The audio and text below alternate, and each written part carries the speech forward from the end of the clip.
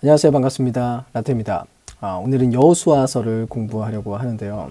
앞에 있었던 지난 이야기들에 대해서는 미리 올려져 있는 영상들을 참고하시면 좋겠습니다. 일단 지난 내용부터 잠깐 확인을 하도록 하겠습니다. 하나님은 아브라함을 선택하시고 그의 가족들을 한 이스라엘 민족으로 부르셨습니다. 그리고 나서 그들은 이집트에서 노예 생활을 하게 되는데요. 그 노예 생활이 끝나고 나서 하나님께서는 모세를 불러서 이집트를 탈출시키십니다. 탈출하고 난 뒤에 시내산 위에 올라가서 이제 하나님과 언약을 맺게 되었죠. 그 언약을 맺고 난 뒤에 이제 그들은 광야 생활을 하기 시작하는데, 광야에서 지내는 동안 여러 가지 우여곡절을 지나오다가 마침내 드디어 가나안 땅 입구에 도달하게 되어서 거기에서 모세가 이스라엘에게 설교를 하게 됩니다. 그때 했던 이야기가 바로 이것이었죠. 하나님께 순종하고 복종하라. 이스라엘은 그들이 받았던 율법을 지켜내는 방식으로 그들을 인도하시고 또 그들을 주장하시는 하나님이 대체 어떤 분이신지에 대해서 열방에게 알려야 하는 그런 책임이 있었던 것입니다. 이제 보려고 하는 여호수아는 이런 일들 이후에 진행된 내용인데요. 모세가 죽은 이후에 이스라엘이 가나안 땅에 들어가려고 하는 바로 그 시점에서부터 이야기가 전개됩니다. 일단 간단하게 구조를 좀 살펴보면 크게 네 부분으로 나뉘게 되는데요. 가장 첫 번째로는 이스라엘을 이끄는 지도자가 된 여호수아에 대한 이야기가 등장하게 되고, 그 이후에는 전쟁하는 이야기들이 등장하게 됩니다. 그리고 전쟁이 다 끝나고 나서 땅을 분배하는 그런 내용이 세 번째로 나오게 되고, 그리고 마지막으로 이스라엘 백성들에게 설교를 하는 여호수아의 모습으로 마무리가 되게 됩니다. 그렇다면 이제 각 부분들을 자세하게 좀 살펴보도록 할게요. 가장 먼저 이야기는 모세의 죽음에서부터 시작됩니다. 그리고 새로운 지도자인 여호수아로 그 초점이 옮겨지게 되죠. 한 가지 알고 있어야 될 것은 여호수아서 안에서 저자는 의도적으로 여호수아를 새로운 모세로서 소개를 하고 있다는 점입니다. 그 내용들은 이런데요. 첫 번째로는 모세가 이스라엘 백성들에게 토라에 복종하라고 이야기를 했던 것처럼 여호수아 역시도 똑같이 그 이야기를 합니다. 또 두 번째로 여호수아 역시 모세와 똑같이 정탐꾼을 가나안 땅에 먼저 보내게 되는데요. 다만 여호수아 때의 정탐은 모세 때보다는 훨씬 순조롭게 이야기가 진행됩니다. 왜냐하면 가나안 사람들의 마음이 이미 녹아져 있었을 뿐만 아니라 라합과 그의 가족들은 이미 마음을 돌이켜서 이스라엘의 하나님을 따르는 일이 벌어졌거든요. 또 세 번째로 여호수아가 온 이스라엘 백성들을 이끌고 요단강을 건너서 가나안 땅으로 들어가게 됩니다. 즉 출애굽기에서 홍해 바다가 갈라졌던 것처럼 이번에는 요단강이 갈라져서 이스라엘이 지나가게 되었다는 거죠. 그리고 마지막으로 이제 5장에 이르러서 이야기가 전환됩니다. 이스라엘은 자기들의 뿌리가 언약에서부터였다는 것을 확인하고 새로운 세대가 할례를 받게 되죠. 또 가나안 땅에서 첫 번째 유월절을 지키게 됩니다. 근데 이스라엘이 다시 진군하려고 하는 그때 여호수아 앞에 웬 칼을 빼어들고 있는 남자가 등장하게 돼요. 그리고 그 사람은 자기를 여호와의 군대 장관이다 라고 이렇게 소개를 하는데, 여호수아가 그에게 이렇게 묻습니다. 너는 우리를 위하느냐 아니면 적들을 위하느냐? 즉 한마디로 이야기하면 너 누구 편이냐? 그랬더니 그가 대답하기를 둘 다 아니다 라는 거예요. 여기서 던져진 질문의 진정한 의미는 바로 이거예요. 여호수아라고 하는 지도자가 과연 정말로 하나님 편에 서 있을 것인가? 바로 거기에 대한 문제인 것이죠. 사실상 여호수아서에 기록된 모든 전쟁들은 이스라엘과 가나안 사람들의 전쟁이 아니라 하나님의 전쟁이라는 것을 분명하게 이야기하는 것입니다. 바로 그런 이유 때문에 여기 이 안에서, 그러니까 여호수아서 안에서의 이스라엘의 모습은 단지 조력자 혹은 구경꾼, 그 정도의 역할로만 제한되어 있는 것을 발견하게 됩니다. 그런 맥락이 바로 이 다음에 이어지는 전투 속에서 확인하게 되는데요. 이 전투 이야기 속에서도 좀 세부적으로 이야기를 나누어 보면, 첫 번째 부분에서는 두 개의 전투를 아주 주목해서 자세하게 들여다보고 있고요. 그 다음에는 수년간에 걸친 전투를 압축해서 요약하는 내용으로 제시되는 몇 가지 사건으로 이해를 하시면 됩니다. 일단 먼저 등장하는 자세한 두 전쟁은 여리고 전투와 아이성 전투입니다. 이 내용 안에서 보여주는 중요한 핵심은 하나님의 신실하심과 대조되는 인간의 실패, 그러니까 이스라엘의 실패라고 그렇게 생각을 하시면 되는데요. 여리고 전투 속에서 이스라엘은 하나님께 철저하게 순종을 했습니다. 언약궤에 충만하게 깃든 하나님의 임재에 따라서 나팔 소리에 맞춰서 성 주위를 셋 동안 돌았습니다. 라합이 그랬던 것처럼 여리고 백성들 역시도 하나님께 마음을 돌이켜서 그를 따를 수도 있었겠지만 그들은 그렇게 하지 않았어요. 어쨌든 드디어 7일째가 되어서 제사장들이 나팔을 불게 되었을 때 여리고성은 무너지고 이스라엘은 승리를 거두게 됩니다. 이 사건에서의 핵심은 하나님께서는 자기의 백성들을 구원하시는 분이고 이스라엘은 그저 하나님을 신뢰하고 끝까지 기다려야만 했다는 것입니다. 자기 스타일의 전투 방식과 결정 방식으로가 아니라 온전히 하나님만을 신뢰하고 기다려야만 했다는 것이죠. 근데 바로 그 이후에 등장하는 아이성 전투에서는 전혀 정반대의 관점이 등장하게 됩니다. 아간이라고 부르는 이스라엘 백성 중에 한 명이 하나님께 온전히 바쳐진 여리고성 그 전투의 전리품을 일부분 감추고 숨겼던 일이 벌어지게 됐어요.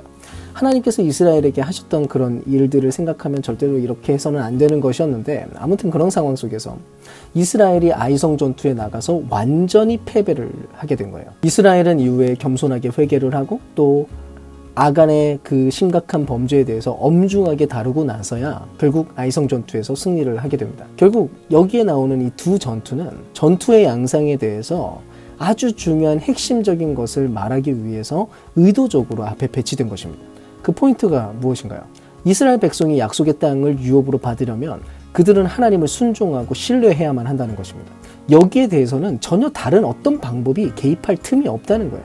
비록 각종 다양한 방법들과 전략과 전술들이 떠오를 수는 있겠지만 그러나 결론적으로 그것으로 되지는 않는다는 것입니다. 이제 이후에 전개되는 이야기 속에서는 가나안 주민들 중 하나인 기브온 주민의 이야기로 시작하게 됩니다. 이들은 놀랍게도 앞서서 보았던 그 라합 가족과 똑같이 마음을 돌이켜서 이스라엘의 하나님을 따르기로 결단을 했다는 거예요. 그래서 나름대로 꾀를 내고 거짓을 동원해서라도 이스라엘과 화치를 맺으려고 애를 씁니다. 이거를 윤리와 도덕적인 면에서 접근을 하는 다양한 시도들이 있기는 하지만 성경이 이끌어가는 핵심적인 부분에 초점을 맞춰보면 사실 이거는 기브온 주민에게 있어서 상당히 잘한 결정이었어요. 그리고 이것은 다른 모든 가나안 왕들과 대조되는 그런 모습이었습니다. 왜냐하면 다른 가나안 왕들은 서로 동맹을 맺고 연합해서 이스라엘을 어떻게든 공격해 보려고 했거든요. 근데 그 전쟁에서 이스라엘은 그들을 대항해서 굉장히 큰 승리를 거두게 되죠. 그리고 12장에서 모세와 여호수아가 거둔 승리들을 요약을 하면서 마무리하게 됩니다. 그럼 여기서 잠깐 멈춰서 좀 생각을 해보도록 할게요. 왜냐하면 이 부분을 대할 때 우리 마음속에 뭔가 상당히 걸리적거리는 그런 내용이 등장합니다. 모든 전투와 또 폭력적인 부분들이 굉장히 신경 쓰이게 만들거든요. 아마 예수님을 믿는 사람이라면 자연스럽게 이런 질문이 떠오를 거예요. 예수님은 분명히 원수를 사랑하라고 하지 않았나? 근데 왜 대체 가나안 땅에 와서 하나님은 전쟁을 선포한 것일까? 구약의 하나님과 신약의 하나님은 전혀 다른 하나님이신가? 이 부분에 대해서 조금 세부적으로 정리를 해볼게요. 첫 번째 질문입니다. 대체 왜 가나안 부족과 전쟁을 했는가에 대한 문제를 살펴봐야 돼요. 여기에 대한 주요한 이유는 성경 앞부분에서 이미 이야기를 했습니다. 하나님께서 선언하신 바에 따르면 가나안 부족이 가지고 있는 당시의 문화가 도덕적으로, 윤리적으로 너무 심하게 타락을 했다는 거예요. 여기서 말하는 너무 심하게라는 뜻은 심판을 해야 될 만큼 심각한 이라는 그런 뜻입니다. 특히 성적인 부분에서 그 상태가 굉장히 두드러지게 나타나는데요. 그 내용이 레위기 18장에 나타나니까 혹시 그 내용을 알고 싶으면 직접 한번 읽어보세요. 차마 입에 담기도 어려운 수준의 성적인 심각한 타락이 그 안에 있었습니다. 또 다른 도덕적인 타락이 있다면 자녀를 제물로 바치는 그런 관습이 퍼져 있었다는 거예요. 이거는 신명기 12장을 보면 구체적으로 나타납니다. 그래서 하나님께서는 이런 도덕적인 관습과 문화가 이스라엘 안으로 퍼져 들어오는 것을 막고 싶었기 때문에 사실 인간이 함께 있다 보면 늘 자연스럽게 배울 수밖에 없잖아요. 어쨌든 그런 이유로 가나안 부족들이 그 땅에서 떠나야만 했던 것입니다. 하나님은 이스라엘을 통해서 하나님을 닮은 그런 특별한 나라를 세우고 싶었던 것이고 지금은 시작 단계였기 때문에 더더욱 이것은 중요한 문제였어요. 근데 여기까지 이야기를 하면 아마 두 번째 질문이 떠오르게 될 겁니다. 하나님께서는 정말로 가나안 부족들을 대학살하라고 그렇게 명령하신 것일까? 정말로 가나안 백성들을 진멸하라고 하신 것이 그게 진짜로 우리가 알고 있는 그 대학살의 그 모양과 같은 것인가? 아이와 여자와 동물까지 정말로 다 포함해서 학살해야 되는 것이 그게 하나님의 뜻이었는가? 일단 이 부분에서 얼핏 여호수아서에 기록된 구절들을 우리가 살펴보면 이스라엘은 정말로 이들을 진멸하고 호흡이 있는 자들을 하나도 남겨주지 않은 것처럼 그렇게 여겨집니다. 기록된 단어들이 이런 거예요. 진멸했다. 산자가 하나도 없다. 호흡 있는 모든 것들이 사라졌다. 그런 단어들이 분명히 우리 앞에 보이니까. 근데 우리가 그런 구절들을 다시 한번 읽어봐야 돼요. 그러고 나면 이 내용들은 단지 문자적인 모양 그대로 그 의미라기보다는 과장법을 사용한 일종의 문학적인 표현이라는 것을 우리가 발견하게 됩니다. 신명기 7장에 기록된 가나안 부족에 관한 당초의 명령을 우리가 살펴보면 하나님께서는 이스라엘 백성들에게 가나안 부족들을 먼저 쫓아내라고 그렇게 말씀을 하셨고요. 그리고 그 다음에 그들이 그 말을 듣지 않으면 진멸하라고 하십니다. 그리고 나서 이들과는 혼인도 하지 말고 어떠한 조약도 맺지 말라라고 그렇게 이야기를 했어요. 근데 여기서 한번 잘 생각을 해보세요. 만약에 가나안 부족들을 정말로 진멸했다면 혹은 반드시 그래야만 하는 거였다면 당연히 결혼할 사람들은 남아있지 않는 건데 성경은 그렇게 기록을 하고 있다는 것입니다. 즉 지금 여기서 이야기하는 진멸이라고 하는 단어, 그러니까 헤렘이라고 하는 이 단어는 문자 그대로의 완전 파괴라는 뜻을 갖고 있는 것이 절대로 아니었다는 것입니다. 그리고 같은 맥락으로 여호수아서를 한번 살펴보세요. 예를 들어서 여호수아 10장을 보면 헤론과 드빌에 한 사람도 남기지 않았다라고 하는 기록이 있습니다. 그런데 15장을 살펴보면 헤브론과 드빌에 여전히 가나안 사람들이 살고 있었다라고 이야기를 해요. 대체 이게 무슨 의미인가요? 이 모든 것을 종합해서 설명을 좀 드릴게요. 여호수아서에 기록된 모든 전투에 대한 기록들은 당시의 다른 모든 고대 전투의 기록들과 그 성향이 같다는 것입니다.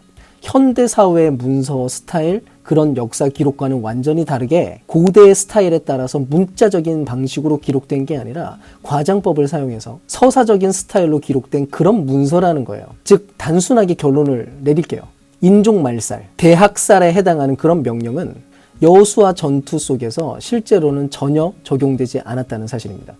특히 라합이나 기브온 주민들처럼 이스라엘의 하나님께로 돌아온 가나안 부족의 이야기를 들여다보면 하나님께서는 그분께 돌아오는 모든 이들에게 열려있는 것을 발견하게 되는 겁니다. 아무튼 그래서 이제 마지막으로 정리할 것은 이 여호수아서의 전투 이야기는 이스라엘의 역사 속에서 아주 특정한 순간이라는 점을 기억해야 된다는 것입니다. 다시 말해서 이 전투들은 가나안 땅에 살고 있었던 소수 부족들에 국한된 내용이었다는 거예요. 하나님께서는 엄밀하게 이스라엘에게 다른 모든 성읍들과 화평하라고 했다는 점에 대해서 기억하셔야 됩니다.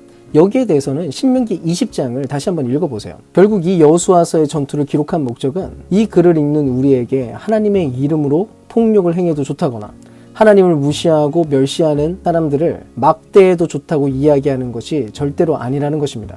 그런 거는 영적 전투가 아니고 그게 진멸을 위한 어떤 성전 따위가 절대로 아니라는 것이죠. 그런 생각을 갖고 있다면 그거는 또 다른 종류의 십자군 전쟁을 준비하는 것과 다름없는 것입니다. 아무튼 이 기록은 역사의 특정한 순간에 인간의 악한 행위에 대해서 하나님께서 정의를 행하신 것과 하나님께서 어떻게 가나안 족속들로부터 이스라엘이 진멸당하는 것에 대해서 막아주셨는지를 보여주는 이야기인 것입니다.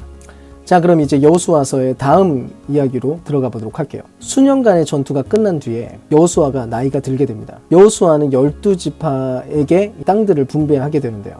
이 부분에서 상당 부분 내용들은 땅의 경계선들을 나열하고 있어요. 솔직히 여기는 아주 지루합니다. 그림도 없는 지도를 이렇게 읽고 있는 듯한 그런 느낌이 들거든요. 근데 이스라엘 백성들에게 사실 이 목록은 굉장히 중요한 내용이었어요. 왜냐하면 하나님은 아브라함의 후손들이 약속의 땅을 받을 거라고 얘기를 했었고 지금 여기 기록된 내용은 그 일이 실제로 이루어진 것을 보여주는 바로 그 내용이기 때문입니다. 아무튼 분배에 대한 그 상세한 내용을 지나서 마지막 부분으로 이어지는데요. 여호수아는 이스라엘 백성들에게 신명기에서의 모세처럼 마지막으로 2번의 설교를 하게 됩니다.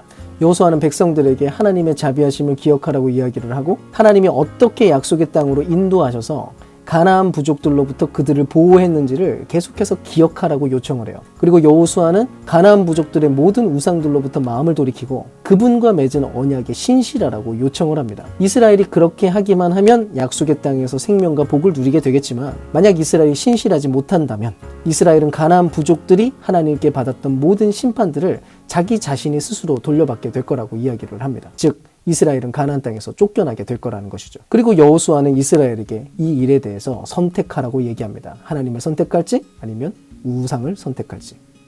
이스라엘은 과연 그 이후에 어떻게 살게 될까요? 여기까지가 여호수아의 이야기입니다. 감사합니다.